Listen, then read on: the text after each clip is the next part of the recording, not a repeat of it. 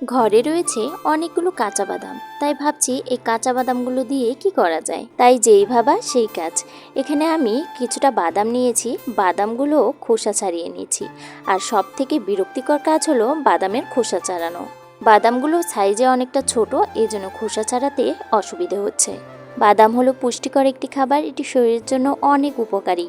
এই তো এখানে আমার সবগুলো বাদাম কিন্তু ছেলা হয়ে গেছে। এখন এই বাদামগুলো দিয়ে একটা রেসিপি বানিয়ে নেব। আমি মাঝে মধ্যে বাদাম দিয়ে এই জিনিসটা তৈরি করে থাকি, আর আমার তো ভীষণ ভালো লাগে।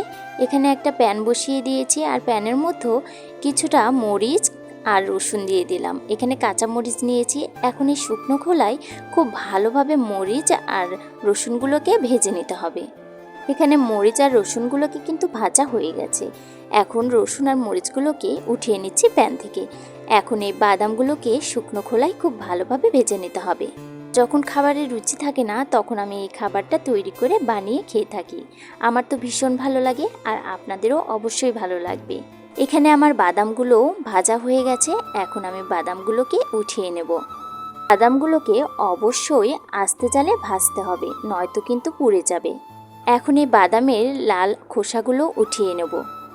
এখন চলে যাচ্ছে ব্লেন্ডারে আমি কাঁচা মরিচ আর রসুন ভেজে রেখেছিলাম, ওইগুলো ব্লেন্ডারের মধ্যে দিয়ে দিলাম, আর ভেজে রাখা বাদামগুলোকেও দিয়ে দিলাম।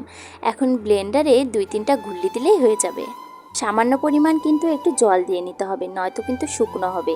এখানে আমার খুব ভালোভাবে ব্লেন্ডার করা হয়ে গেছে। দেখুন ঠিক কতটা সুন্দর হয়েছে। এখন আবারও চলে যাচ্ছি চুলায় প্যান বসিয়ে দিয়েছি, আর প্যানের মধ্যে কিছুটা সরিষার তেল দিয়ে দিলাম। এখন দিয়ে দেবো কিছু পরিমাণ কালো জিরে দিয়ে একটু নেড়েচেড়ে নিতে হবে। এরপর এখানে একটা পেঁয়াজ ঝুরি করে রেখেছিলাম, সেই পেঁয়াজগুলোকে তেলের মধ্যে দিয়ে দিলাম। এরপর খুব ভালোভাবে একটু কিছু সময়ের জন্য পেঁয়াজগুলোকে ভেজে নিতে হবে।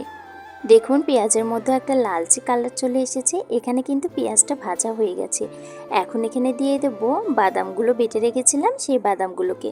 এখানে সবগুলো বাদাম বাটা আমি দিয়ে দিলাম। এখন এখানে জল দিয়ে সুন্দর করে ধুয়ে দিয়ে দেবো। এখন খুব ভালো করে এই বাদামটাকে রান্না করে নিতে হবে। এই বাদামের মধ্যেও পরিমাণ মতো কিছুটা হলুদ গুঁড়ো, আর দিতে হবে পরিমাণ মতো কিছুটা লবণ। হলুদ গুঁড়ো আর লবণ দিয়ে খুব ভালোভাবে কিছু সময়ের জন্য এভাবেই আস্তে জালে কিন্তু নাড়তে হবে, নয়তো কিন্তু লেগে যাবে। এই খাবারটা কিন্তু ভীষণ মজা হয়, আর গরম ভাতে এর স্বাদ কিন্তু হয় দারুণ। দেখুন বাদামগুলোকে নাড়তে নাড়তে একদম আঠালো ভাব চলে এসেছে। কতটা দারুণ লাগছে তাই না দেখতে।